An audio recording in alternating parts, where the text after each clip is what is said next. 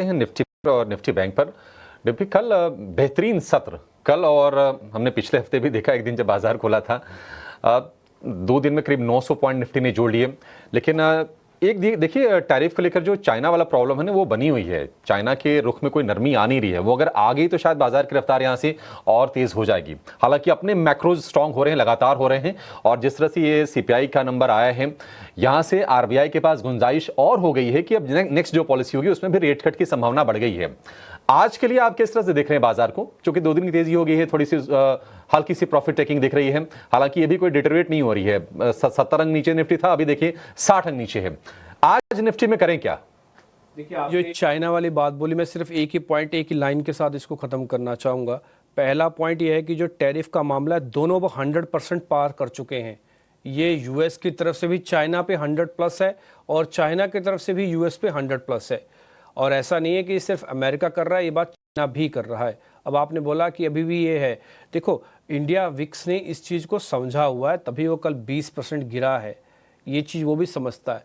और India VIX में ये बात और भी नोटिस होती है, मैंने स्टार्टिंग में भी आपको बताई कि चाइना का हो सकता है नेगोशिएशन पावर्स दोनों तरफ से आए, बस पहली शुरुआत एरिया की टेबल पे आएगा कौन, लेकिन गुपचुप तरीके से। जैसे मैंने आपको स्टार्टिंग में भी कहा, मैं फिर से बोल देता हूँ, गुपचुप तरीके से कुछ प्रोडक्ट्स पे ड्यूटीज चेंजेस हो रही हैं। अमेरिका को भी दिक्कत हो रही है अपने यहाँ पे मैन्युफैक्चरिंग चीज़ों को करने या करवाने में। बहुत बड़े पैमाने पर चाइना पे उसकी निर्भरता थी, 1 साल में ख़त्म नहीं हो सकती है, ये हम सब जानते हैं। इसलिए कुछ ना कुछ तो अच्छा होगा ही। अब वो कितना और किस रूप में अच्छा होगा ये पता नहीं। तो मार्केट ने उसको स्लाइटली डिस्काउंट कर दिया है क्योंकि इंडिया विक्स गिराया। अगर इंडिया विक्स नहीं गिराता तो स्लाइटली अभी भी मैं बोलता कि डिस्काउंटिंग नहीं हुआ है। तो ये बहुत हद तक अच्छी न्यूज़ भी डिस्काउंट कर रहा है मार्केट। ये पहला पॉइंट है। दूसरा, आपने बताया निफ्टी के लेवल्स। देखिए, कल निफ्टी ने 23,200 के ऊपर आके क्लोजिंग दी है, 23,200 के ऊपर। और 23,200 कल का मार्केट का एक्सट्रीम लेवल था, जो हमें लगता था कि पहुंच सकता है। मार्केट ने गैप के साथ पार किया, शॉर्ट्स को ट्रैप किया और उसके बाद उसको टिकाए रखा। कल की मार्केट की जीत क्या थी? कल के मार्केट की जीत गैप नहीं थी। कल की मार्केट की जीत उस गैप को बचाए रखना थी कि कल उसने उसको क्रैक ही नहीं होने दिया। जो सुबह का आधा पौना घंटा जो शॉर्ट कवरिंग हुई सो हुई, उसके बाद से मार्केट ने उसको गिरने नहीं दिया। और एक और चीज़ बता देता हूँ मैं, निफ्टी में कल बड़े पैमाने पर शॉर्ट कवरिंग हुई है, बड़े पैमाने पर। हाँ, तभी ये 6,000 करोड़ का नंबर आया है। ये ऐसे नंबर नहीं आता। आपको मैं एक और पॉइंट बताता हूँ, 4% का ओपन इंटरेस्ट घटा है कल निफ्टी पर। इसलिए मैंने उसके वर्ड के आगे लिखा है ह्यूज शॉर्ट कवरिंग। और ये ह्यूज शॉर्ट कवरिंग आपको इंडेक्स ऑप्शंस का बड़ा नंबर और कैश का 6,000 करोड़ का बड़ा नंबर देख के ही समझ में आ रहा होगा। और उनकी 3% की लॉन्ग होल्डिंग्स भी बड़ी है। ये रिटेल का काम नहीं है, ये इंस्टीट्यूशनल्स का काम है कि जो बड़ा गैप मिले उसको रोके रखना है। रिटेल नहीं रोक सकता इतने बड़े गैप को, ये मैं और आप बहुत अच्छे से जानते हैं। तो इंस्टीट्यूशंस का कल का रोल बहुत बहुत बहुत इंपॉर्टेंट था, जो मैंने एफआईएस के नंबर के साथ आपको कनेक्ट करके बताया। अब आते हैं लेवल्स की बात। 1 मिनट के लिए चार्ट मेरा स्क्रीन पे दिखाइएगा, मैं फिर लेवल्स के बारे में भी आपके सामने बात रखूंगा। आप देखेंगे हमने 3 बार का गैप कर चुके हैं।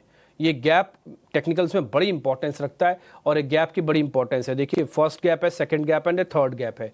ये आपकी स्क्रीन पे रहेगा, first gap, second gap and third gap. Third gap आते आते आप उस ऑरेंज लाइन से टकराए। कल दिन भर इस ऑरेंज लाइन को पार नहीं किया। ये लाइन मेरी खींची हुई नहीं है, ये टर्मिनल की सिस्टम की जनरेटेड लाइन है, जिसको हमने 200 दिनों का एवरेज बना रखा है। कल वहीं पे आके बार बार आके टकराया, ठीक है, डेली बेसिस पर।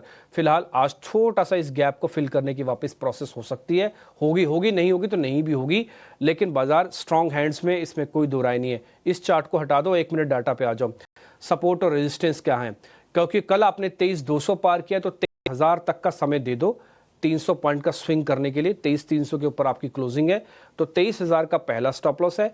22,800 की इंपॉर्टेंस में ऑलरेडी कई बार आपको बता चुका हूं कि ये लक्ष्मण रेखा की तरह समझो। इसके नीचे आप वीक होते जाओगे, इसके ऊपर आप स्ट्रांग होते जाओगे। तो 22,800 आपका दूसरा स्टॉप लॉस बनेगा और ये पक्के वाला स्टॉप लॉस है। किसी को भी सीरीज का रखना हो तब भी ये रख सकता है 22,800। इमीडिएट रखना हो तो 23,000 का रखें। अब आ जाते हैं ऊपर के लेवल पे। 23,500 पहला टारगेट, 23,800 दूसरा टारगेट।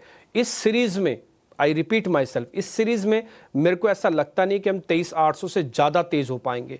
फिलहाल हम ये एक्सपेक्ट करके चलते हैं कि इस सीरीज में अगर हम मैक्स टू भी गए ऊपर, क्योंकि 24 तारीख की डेरिवेटिव एक्सपायरी है, शुक्रवार की फिर से छुट्टी है, तो मेरे को ऐसा लगता है कि 23,800, मेरे को क्या मतलब डाटा पे ऐसा आ रहा है कि 23,800 से ज़्यादा हम तेज़ नहीं हो पाएंगे, इसलिए मैंने मैक्सिमम रेजिस्टेंस 23,800 लिखा है और 22,800 को नहीं तोड़ेंगे, इसलिए मैक्सिमम सपोर्ट 22,800 लिखा, आपकी स्क्रीन पर मैंने नोटिस करा दिया।